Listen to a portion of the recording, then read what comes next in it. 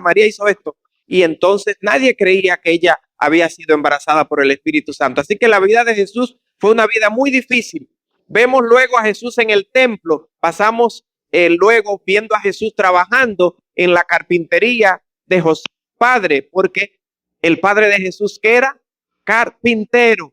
Así que Jesús tuvo que aprender a bregar con madera para poder ganarse la vida. Más adelante, ¿qué vemos? En Lucas 2:52, el próximo cuadro, dice la palabra de Dios allí que Jesús crecía en gracia y en sabiduría para con Dios y para con los hombres. Recuerden que Jesús había venido a cumplir una misión especial, a salvarnos.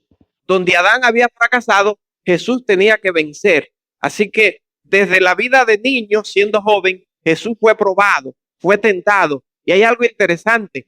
A diferencia de nosotros, que somos tentados por demonios, ustedes saben que Jesús fue perseguido por el mismo Satanás. Es posible que Satanás no nos conozca todo, porque recuerden que Satanás no es omnipresente, él no puede estar en todas partes al mismo tiempo. Esos atributos solamente lo tienen Dios Padre, Dios Hijo y Dios Espíritu Santo.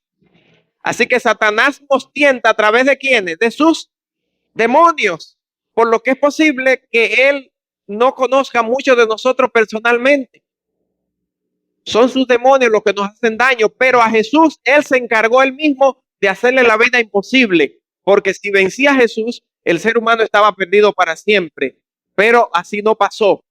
En la niñez y en la juventud de Jesús se mantuvo siendo fiel a Dios, luego fue bautizado. El próximo cuadro dice que cuando todo el pueblo se bautizaba, Jesús también vino y fue bautizado. Dice Lucas 3:23-24 que Jesús tenía como 30 años cuando fue bautizado.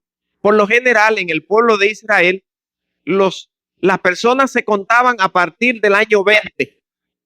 Antes de eso, usted no era tomado en cuenta, porque ya a partir de esa fecha, la persona podía ir a la guerra, etcétera, etcétera. Así que Jesús no se bautizó siendo niño, sino cuando ya estaba adulto, porque era la manera correcta de bautizar. Entonces fue bautizado en el río Jordán. Y ustedes dirán, ¿y por qué Jesús fue bautizado si él no tuvo ningún pecado? Él lo hizo para darnos a nosotros ¿qué? Ejemplo, y para cumplir toda justicia. El bautismo es un paso indispensable para la salvación. De hecho, ¿verdad, Pastor Mateo? Vamos a tener bautismo aquí esta semana. Aquí hay agua. Así que vamos a ser llamados y con la ayuda de Dios vamos a ver personas entregarse a Cristo, casarse con Cristo a través del bautismo. Porque el bautismo es como el matrimonio. El amor que uno lleva por dentro es el bautismo espiritual. Pero la ceremonia, ¿verdad? Se hace un desfile, la novia viene de blanco y tan taratán, tan tan tarán, tan tarará. Entonces el bautismo es como la muestra pública de que usted tiene amores con Cristo y se casa con Cristo ese día. Vamos a verlo así. Así que esta semana, con la ayuda de Dios, vamos a ver a muchos casarse con Cristo a través del bautismo. Jesús se bautizó y bueno, Pedro, el apóstol Pedro, en cierta ocasión dijo que hay que arrepentirse y bautizarse para recibir el perdón de los pecados y la bendición del Santo Espíritu. Así que es una bendición. Más adelante seguiremos hablando de este tema. Los evangelios señalan que Jesús inició su ministerio ¿dónde? En Galilea. Vamos a pasar a los siguientes dos cuadros. El próximo, gracias. Y en Galilea habían muchas aldeas. El próximo cuadro. ¿Ustedes saben lo que es una aldea? ¿Cuántos son de campos? Vienen del campo. Una aldea es donde un pobladito donde hay 2 o 3 casas. A veces esos poblados tienen 40 casas, tienen 60 casas, tienen menos. Pero según Josefo, el historiador judío, en Galilea habían más de 200 aldeas y allí Jesús comenzó su ministerio. La gente de Galilea no eran abogados, no eran catedráticos, no eran ingenieros, eran gente pobre, sembradores de arroz, de yuca y de plátano. No sé si se da el plátano para allá, pero es sembradores, gente trabajadores, gente humilde. Y a esos Jesús inició su ministerio. Y precisamente cuando Jesús inició su ministerio, escogió un grupo de hombres. También escogió mujeres en el grupo más grande que tenía. Jesús tenía dos grupos. Uno pequeño de 12 discípulos, ahí habían solamente hombres. ¿Por qué? Porque siempre andaban de sitio en sitio y se hace muy difícil para una dama tener que caminar 25 kilómetros hoy, 25 kilómetros de mañana. Esa era la vida de Jesús, una vida dura. Pero en otro grupo de seguidores, donde había más de 100, allí también habían damas, mujeres como María, María Magdalena y otras que seguían a Jesús. Así que Jesús en Galilea comenzó a escoger personas. Y ustedes se van a sorprender el tipo de gente que Dios llama. Hay gente que dice, yo no debo ir a la iglesia porque ellos son muy malos. Otros le dicen, tú no puedes ir a la iglesia, tú eres muy travieso. Pero señores, Dios llama a todos. Jesús llamó a pecadores y cuando trajeron esos pescadores sus barcas, dejándolo todo, dice Lucas 5, siguieron a Jesús y allí está Pedro, que luego llegó a ser el apóstol Pedro, allí está Jacobo, allí está Juan. Cuando Cristo estuvo en la tierra, llamó a estos hombres con rasgos de carácter muy malo. Vamos a ver algunos rasgos de carácter de estos 12 discípulos, que era el grupo más pequeño. Pedro, Andrés, Jacobo, Juan, Felipe, Bartolomé, Tomás, Mateo, Jacobo, Lebeo, Judas. Hay dos Judas. Judas, uno que era mejor que otro. ¿Hay alguno que se llame Judas aquí? ¿Por qué no le pone la gente Judas a los muchachos? Es muy malo ese nombre. Bueno. ¿Hay alguien que se llame Felipe? ¿Tenemos un Felipe aquí? ¿Hay un Felipe? Ese chiquito, Dios te bendiga. ¿Tenemos un Juan aquí? ¿Alguien se llama Juan? Es Juan un nombre común. Bueno, no tenemos ningún Juan. Y Jacobo, muy grande ese nombre para un niño, ¿verdad? Andrés, ¿alguien se llama Andrés? Ah, bueno. Pedro, ahí hay un Pedro aquí. Y Mateo, el pastor se llama Mateo. Es decir, le veo, esos nombres son muy raros, ¿verdad? Pero estos eran los nombres de los discípulos de Jesús. Rápidamente veamos algunas características. ¿Cómo era Pedro? Era fuerte, era una persona explosiva. Pedro hablaba y después pensaba. Sí, un hombre muy extrovertido. Era franco, impulsivo. Pedro, aunque sea una mala palabra, tenía que decir. No se podía quedar callado. Hay gente que son así como Pedro. Y Dios lo llamó. Andrés, ¿cómo era? Fuerte, trabajador, silencioso. Jacobo era brusco, carácter firme, ambicioso. Juan era joven, inquieto, sensible, nervioso, amigo contemplativo. Pero Juan también cogía, ¿cómo es que dice la frase? Cógelo callando y mátalo volando. Ustedes han escuchado esa frase. Mi mamá me decía eso. Tú eres una persona que aparenta ser una mosquita muerta, pero tú eres tremendo. Juan era peligroso porque Juan en una ocasión le dijo a Jesús, ¿por qué no pedimos que descienda fuego del cielo y se lo lamba a todos? Tremendo Juan. Felipe era obediente, trabajador, analista. Natanael era estudioso de la Biblia, prejuiciado, sincero. ¿Se acuerdan de Natanael cuando dice de Nazaret puede salir algo bueno? Ese es el tipo de gente que Dios llamó. Tomás era pesimista, incrédulo. ¿Se acuerdan? La gente dice Santo Tomás, el incrédulo. Mateo, ay mamá, aquí sí la cosa se complica. Era como ladrón. Ya no hay que seguir diciendo más nada. Y era ladrón de profesión, que es peor todavía. Jacobo, hijo de Alfeo, Simón, no hay muchos datos sobre estos hombres. Judas, el que no era malo, ¿verdad? Era hijo de Jacobo. A veces se le llama Lebeo y Tadeo. Por eso en algunas listas de discípulos que ustedes ven, no aparece, solamente aparece en Judas, porque Lebeo es el mismo y hay una confusión, o Tadeo. Y el otro era Judas. Y este Judas, ¿qué era? Iscariote, avaricioso, hipócrita. Este fue el que entregó a Jesús. Así que ese grupo de 12, Jesús lo llamó. Y era una tarea muy difícil. ¿Saben por qué? Porque estos hombres, además de sus rasgos de carácter, eran torpes. En Mateo 15, 16, Mateo 16, 9, Lucas 24, 25, encontramos esta característica. Hombres a quienes Jesús llama, carecían de entendimiento. Hechos 1, 3. No eran humildes en el sentido de, eran gente sencilla, pero eran orgullosos porque muchos de ellos creían en el reinado del Mesías, querían ser los primeros. También eran hombres vamos a seguir al próximo cuadro.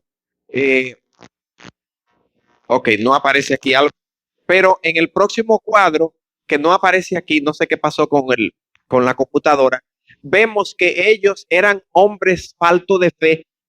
Solamente en Mateo, 4 veces Jesús le llama hombres de poca fe. Así que Jesús tuvo una tarea difícil con este tipo de personas. Otra de las características de estos hombres eran que no eran gente de compromiso, porque varias veces le fallaron a Jesús, especialmente en el momento más difícil, cuando Jesús necesitaba el apoyo, ellos salieron huyendo. Así que esas eran las características de estos hombres. Pero lo importante es que cuando usted recibe el llamado de Dios y le sale al encuentro a Dios, si usted cree en su nombre, Dios nos da potestad de ser hechos hijos e hijas de Dios. A todo el que Dios llama, si aceptamos ese llamado, Dios nos hace como sus hijos. Todos hemos sido creados por Él, pero eso no significa que seamos hijos. A veces somos criaturas de Dios, pero no hijos. La Biblia reserva el término hijo para aquellos que le siguen, aquellos que le obedecen a Dios, a todos los que le creen en Él. O aquí está, parece que hubo un switch, algo pasó aquí. Estas eran algunas de las otras características de los apóstoles de Jesús. Seguimos. ¿Saben ustedes que Jesús llamó a esa gente, aún siendo gente mala, aún siendo gente ladrona, como a este Leví, en Lucas 5, 27 y 28, mientras Leví estaba sentado en el banco de los tribunos? Gracias. Jesús lo llamó. ¿Sabía Jesús que Leví era ladrón? Eso lo sabía todo el mundo. ¿Saben por qué? Porque los cobradores de impuestos, ¿qué era lo que hacían? Ellos no solamente cobraban lo que le correspondía, sino un poco más, y se lo guardaban en los bolsillos. Y los judíos los odiaban. Y Jesús llamó a un ladrón entre el grupo. Ya ustedes saben. Y Judas también. Y cuando usted junta a Judas, a Pedro, a Leví, a otros más, a Tomás incrédulo, usted tiene un cuadro difícil. Pero Jesús vio a Leví, ¿y qué sermón le predicó? ¿Cuántas horas duró Jesús predicándole a Leví? ¿Qué palabra bastó? Sígueme. Jesús le dijo a Leví, ¿cómo? Sígueme. ¿Saben ustedes que esa palabra Jesús se la dice a todos? Síganme. Porque Dios ha venido a llamar a quienes al arrepentimiento. No he venido a llamar a justos, sino a pecadores. Así que si usted es perfecto, a usted Jesús no lo va a necesitar llamar, porque usted debe estar en el cielo. No sé qué hace aquí. Pero si usted es pecador, si usted ha hecho cosas malas, si usted tiene rasgos de carácter difícil, si usted es una persona que se equivoca, si usted de vez en cuando odia a alguien que como decía alguien, ay, que te vaya bien y que te pise un tren, ¿verdad? Si usted de vez en cuando tiene deseos de rencor, de avaricia con alguien, a todos los pecadores Cristo lo llama. Así que Jesús llamó a Leví Mateo. Es increíble.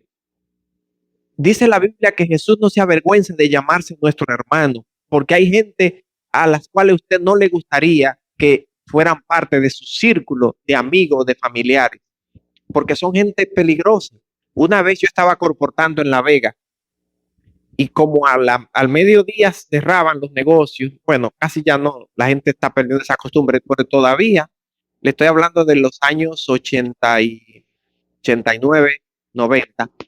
Yo me fui al parque esperando que las tiendas abrieran luego, porque el trabajo mío era vender libros. Para yo poder ganarme mi beca para la universidad, yo tenía que vender libros en los veranos. Estudiaba en la Universidad Adventista en Bonao. Y entonces estoy en La Vega y me siento en el Parque Central. ¿Hay alguien de La Vega de aquí? No hay un vegano, la tierra olímpica. Hay una mano que se levanta ahí, como que sí, que no. Pues estoy en el parque, se me sienta una señora con unas faldas cortas, que no sé qué edad tendría, porque a veces, pero como que me estaba buscando muy helado, yo estaba encorbatado con un maletín, ¿verdad? Un maletín, es un licenciado. Saben que las apariencias se engañan.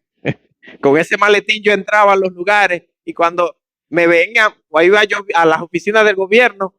Una vez había un señor, dejen pasar a la gente, dejen pasar a la gente, abriéndome camino para que yo pasara. Licenciado, ven, porque las apariencias engañan.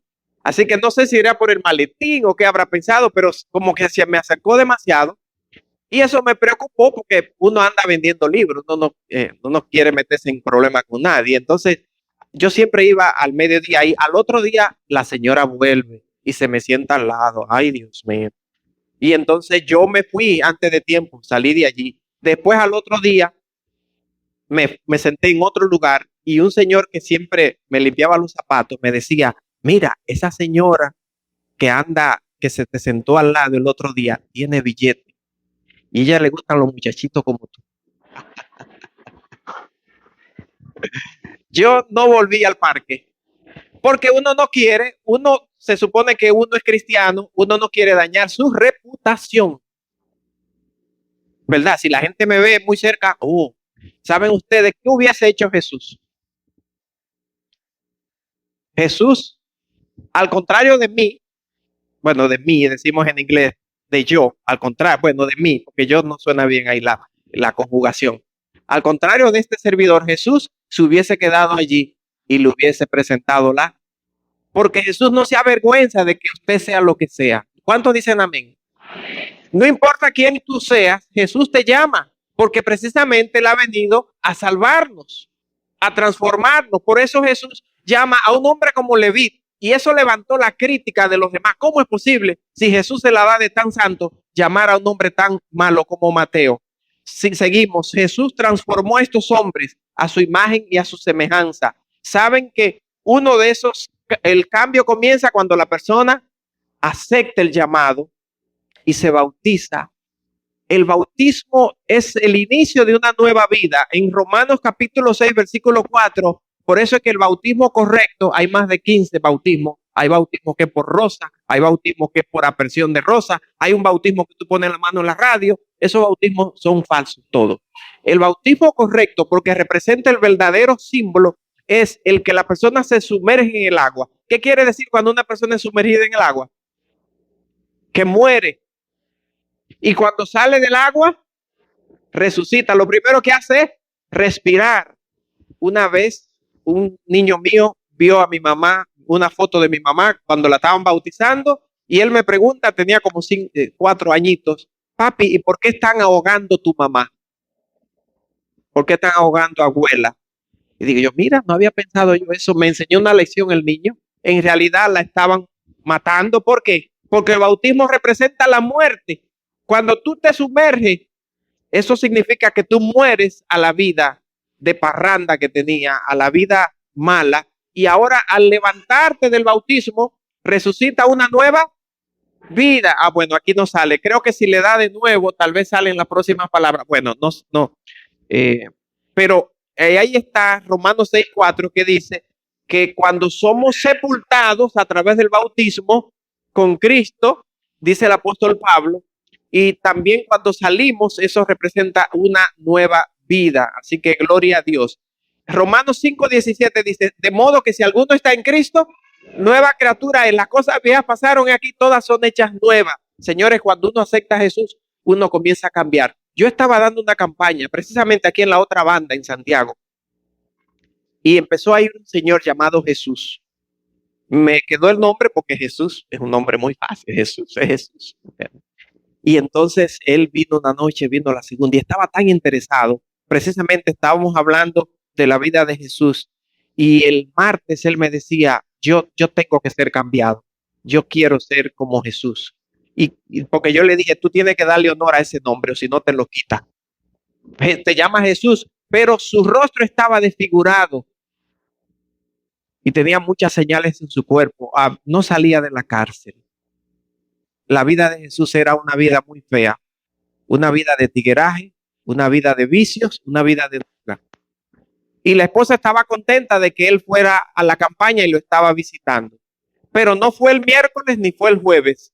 Sin embargo, el jueves, hermana Ana, me mandó un papelito y en el papelito era de colmado, de esos amarillos. No sé si lo usan todavía. Dice, pastor No he podido ir a la campaña porque estoy preso. Ya usted sabe. Siempre que pasa algo en el barrio, a mí es el primero que me llevan. Las otras veces yo he tenido la culpa, pero esta vez no. Pero no, miren lo que me decía al final, pero no importa lo que hagan conmigo, tengo una felicidad que nadie me la quita. Gloria a Dios. El nuevo nacimiento comenzó a operar en Jesús, así se llamaba él, porque él decidió aceptar a Jesús. Una de esas noches que hicimos el llamado, creo que fue la segunda o la tercera, él pasó al frente y todos estaban sorprendidos porque lo conocían. De hecho, algunos estaban preocupados de que estuviera en la iglesia, porque cuando llega alguien en la iglesia que es peligroso, nadie quiere ni sentarse al lado, y a veces uno como pastor Mateo, uno dice, bueno, esta persona me va a dar mala fama, la gente va a dejar de venir porque este individuo está viniendo aquí. Pero Jesús no es así, Jesús no piensa así. Saben, señores, que a partir del momento en que este hombre de la calle aceptó a Jesús, comenzó a sentir una felicidad. La esposa me decía, él me decía, yo tengo un gozo en mi corazón que no sé lo que me está pasando. Porque cuando tú decides aceptar a Jesucristo en tu vida, Jesús comienza a transformarte, a darte esperanza, a limpiarte la conciencia que no te deja tranquilo. Jesús comienza a darte paz, a llenar tu vida de esperanza. Cuando tú le entregas tu vida a Cristo, tú naces de nuevo, comienzas a vivir una vida con propósito y dejas de vivir la vida loca. Cuando tú aceptas a Jesús, tú sabes quién tú eres, de dónde vienes, dónde estás y hacia dónde te diriges, porque Jesús te enseña el propósito de la vida. Dice que hay un plan, que Dios tiene un plan para ti. Cuando tú le entregas la vida a Jesús, la vida cambia. Por eso el apóstol San Pablo, 2 Corintios 5:17, dice, de modo que si alguno está en Cristo, ¿qué es? Nueva criatura. Todas las cosas son hechas nuevas. Y eso comienza cuando deciden nacer dos veces. Jesús le dijo a Nicodemo, es necesario que nazca del agua y del espíritu. ¿Cuándo comenzamos a nacer del espíritu? Cuando comenzamos a escuchar la voz de Dios. Usted vino a la iglesia porque aceptó la invitación de alguien, entonces usted ya está naciendo espiritualmente. ¿Cuántos dicen amén? Cuando abres la palabra, cuando oras a Dios, anoche nos comprometimos a orar para que Dios tuviera misericordia de nosotros. Yo he estado orando durante el día para que Dios tenga misericordia de nosotros. ¿Se acuerda el grupito que nos comprometimos anoche? Porque esta semana queremos Dios haga milagros, que Dios resuelva problemas, que Dios sane enfermedades, que Dios nos libere. Queremos esta semana y eso comienza cuando nos abrimos a Dios, comenzamos a relacionarnos con Dios, a escuchar su palabra, a leerla, a orar, a venir a la iglesia, a cantar cánticos que alaben a Dios. Así comienza el nuevo nacimiento. El bautismo es la señal de que ya tú estás enamorado de Cristo, de que has decidido cambiar de vida, te has arrepentido. Arrepentirse viene del griego metaneo, que es como dar una media vuelta, sería una retaguardia, ¿verdad? Los conquistadores, una media vuelta y entonces ir hacia otra dirección. Porque cuando aceptamos a Cristo, dejamos de caminar hacia el mal y nos enfocamos hacia el bien. Cambiamos de vida. Cambiamos de Señor. Antes pertenecíamos al Señor de las tinieblas. Ahora, ¿a quién pertenecemos? A nuestro Señor Jesucristo. Cuando nacemos de nuevo, venimos a la luz. Jesús dice en San Juan 8:12, yo soy la luz del mundo y el que me sigue no andará en ¿qué? En tinieblas. Las tinieblas son señales de maldad, de peligro. También son señales de ignorancia, son señales de pecado. Pero la luz es señal de vida y cuando seguimos a Jesús, andamos en luz de vida. En Hechos 4:13, cuando las autoridades vieron a Pedro y a los demás hablando con tanto denuedo, ellos sabían que eran gente como sencilla, humilde, que no habían estudiado, pero al verlos hablar, dijeron, esta gente han estado ¿con quién? Porque cuando tú estás con Cristo, ¿qué pasa? Cambia, la gente se da cuenta. No te han preguntado a veces en el trabajo, ¿tú eres cristiano? O cuando tú estás buscando de Dios, que la gente te ve, especialmente los compañeros de uno, tú estás medio raro, ¿verdad? Que uno a veces participaba en bebida, en parranda y ven que uno está diferente. Lo notan porque Jesús cambia, Jesús transforma, Jesús nos libera de la esclavitud del pecado. Mañana estaremos hablando de esto, cómo Jesús nos libera de la drogadicción. También vamos a hablar cómo Jesús nos libera de espíritu demoníaco y de muchas otras cosas. Dios tiene que liberarnos y cómo Dios nos ayuda a no caer en tentación. Entonces, cuando nosotros decidimos andar con Jesús, escuchar la voz de Jesús, nuestras vidas comienzan a ser cambiadas. Por eso Jesús toca las puertas de nuestros corazones, porque la misión de Jesús es venir a salvar a cada ser humano. No a algunos, sino a todos. Por cuanto todos pecaron, Jesús toca la puerta de tu corazón. Y es por eso que nosotros insistimos en acepta a Jesús, porque no hay otro camino, no hay otro nombre dado a los hombres en que podamos ser, si no es a través de. Recuerden que como Adán nos metió en este lío del pecado y la condenación de la muerte, Jesucristo ha venido a sacarnos de él, y si queremos salvarnos, necesitamos pasar por Jesús. Necesitamos abrirle la puerta de nuestros corazones a Jesús. Y los llamados más lindos y más tiernos, a mí me parece el llamado más lindo y más tierno, el de Apocalipsis 3:20. He aquí, yo estoy a la puerta y llamo. Jesús está tocando la puerta de vuestros corazones, el de todos. Pero hay gente a las cuales Jesús tiene muchos años tocándole las puertas. ¿Cuántos años tú has sentido el llamado de Dios y todavía no te decides? ¿Por cuánto tiempo tú crees que Cristo va a estar allí tocando la puerta de tu corazón? Hay un cuadro donde aparece un Jesús tocando la puerta y está como lloviendo. Y según leí, una niña le preguntaba a su mamá, mami, ¿y por qué a Jesús lo tienen mojándose allá afuera? Y la madre no sabía qué contestarle y le dijo, porque no lo quieren dejar entrar. ¿Cuántos meses? ¿Cuántos años? O tal vez décadas, o tal vez toda una vida, tiene Jesús tocando la puerta de tu corazón. ¿Cuándo le vas a entrar? ¿Cuándo le vas a decir que sí? Cuando Jesús le dijo a Leví, sígueme, ¿qué hizo Leví? Lo siguió. Cristo no rechaza a nadie. No importa quién tú seas, lo que haya hecho, Jesús te recibe, porque precisamente su especialidad es transformar nuestras vidas. ¿Qué dice San Juan 6:37, el próximo cuadro? El que a mí viene, no le echo fuera. No, Señor, Jesús no nos rechaza si vamos a Él. Por eso Jesús hoy nos llama para transformarnos. En Mateo 11:28 dice, venid a mí todos los que estéis trabajados y como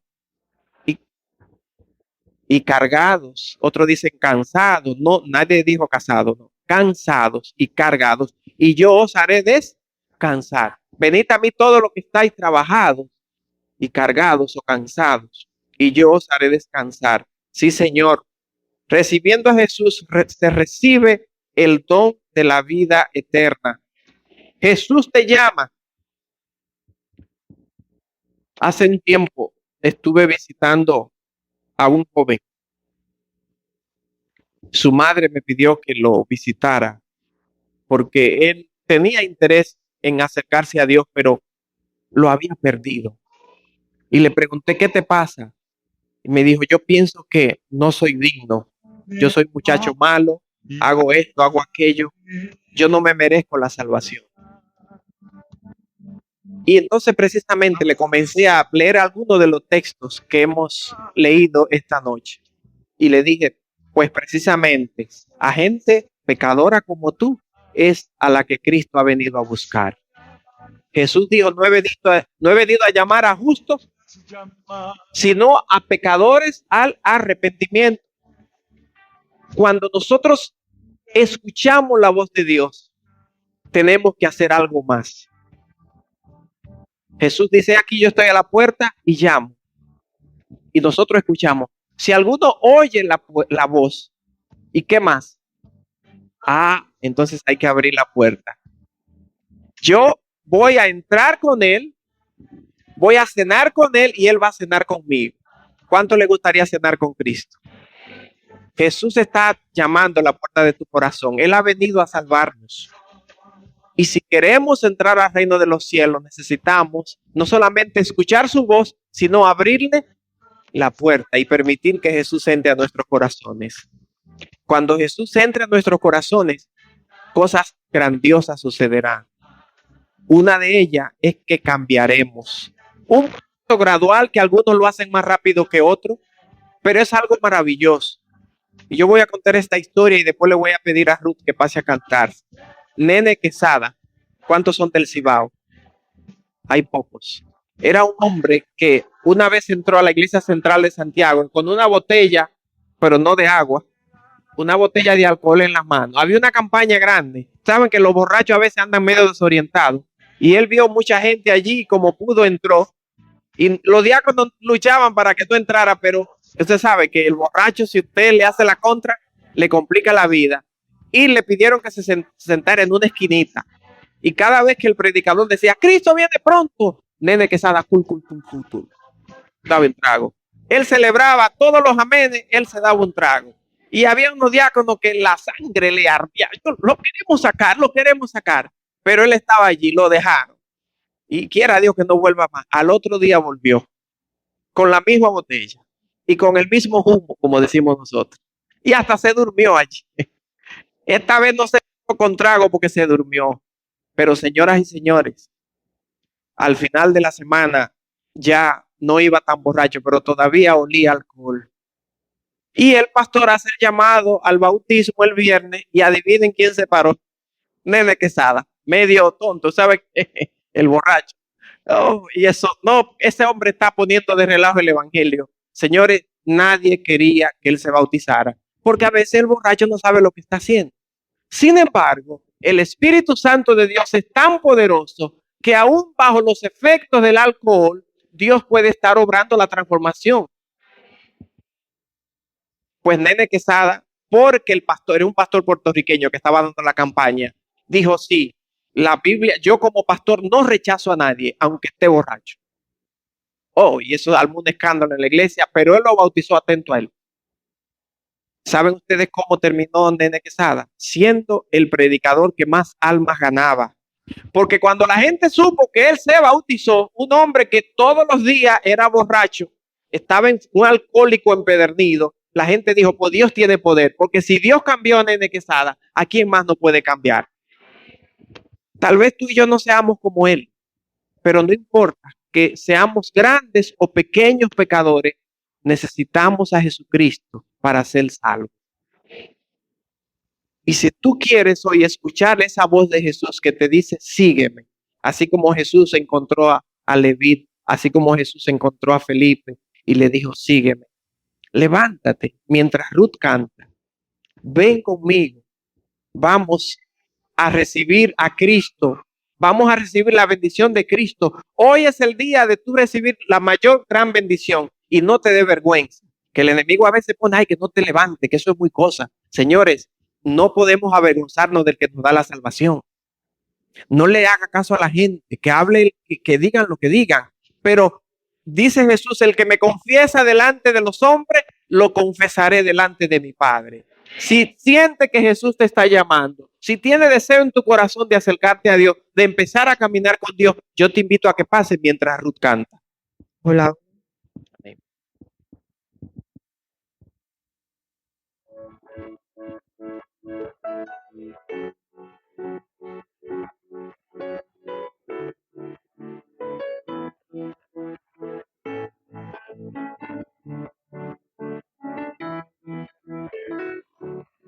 De mañana al despertar, de mañana al despertar, de mañana al despertar, dame a ti. Señor, tenemos muchas necesidades, tenemos muchos problemas, tenemos muchas angustias, muchas enfermedades, hay muchas desgracias pasando alrededor de nosotros, cosas que no nos dejan dormir, pero confiamos en tu poder, confiamos en que tú eres Dios, confiamos en que tus promesas son ciertas y verdaderas, confiamos en que tú puedes hacer milagros en nuestras vidas y lo pedimos para que esta semana ocurran cosas maravillosas, ocurran sanidades, para que ocurran, oh Dios, que vuelvan esos empleos, para que los hijos vuelvan a casa. Oramos, oh Dios, para que tú te manifiestes y haya reconciliación en el matrimonio. Oramos para que esas situaciones económicas tú nos ayudes a resolverlas. pero más que nada oramos para que la salvación llegue a nuestros corazones y también que esa salvación llegue a nuestras casas. Amén. Gracias, Señor, por permitirnos estar aquí. Mañana continuaremos escuchando tu palabra y obteniendo tu bendición. En el nombre de Jesús oramos. Amén. Recuerden que la Biblia dice que los que perseveraren hasta el fin, eso alcanzarán la salvación. Si perseveramos esta semana en oración, algo grande Dios va a hacer en nuestras vidas.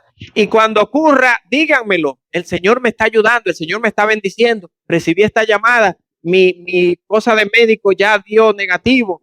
No dejen, porque cuando Dios hace un bien en la vida, es para que uno proclame la grandeza de Dios.